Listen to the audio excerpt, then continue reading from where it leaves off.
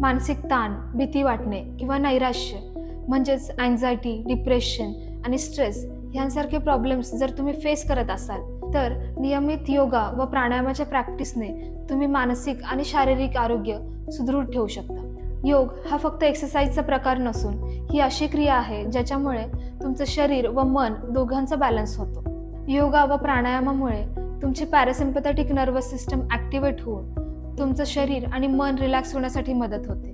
Heart rate कमी होतो, तसेच स्ट्रेस हॉर्मोन्स कमी होतात आणि हॅपी हॉर्मोन्स वाढतात. तुमचं फोकस आणि कॉन्सन्ट्रेशन वाढते, त्याचप्रमाणे विचारांमध्ये क्लॅरिटी येते. यासाठी तुम्ही नियमित योग व प्राणायामाची प्रॅक्टिस तर करूच शकता, पण असे काही प्राणायाम आहेत जे तुम्ही स्ट्रेस किंवा अँझायटी आल्यानंतर त्वरित केल्याने तुम्हाला इन्स्टंट रिलीफ मिळेल. जेव्हा केव्हा तुम्हाला स्ट्रेस किंवा अँझायटीचा त्रास होईल त्यावेळी तुम्ही डीप ब्रीदिंग करू शकता. म्हणजे 4 सेकंद श्वास घ्यायचा, 4 सेकंद श्वास रोखून धरायचा आणि 6 सेकंदांमध्ये सावकाश श्वास सोडायचा. त्याचबरोबर तुम्ही भ्रामरी प्राणायाम देखील करू शकता, ज्याच्यामुळे तुमचा स्ट्रेस कमी होईल.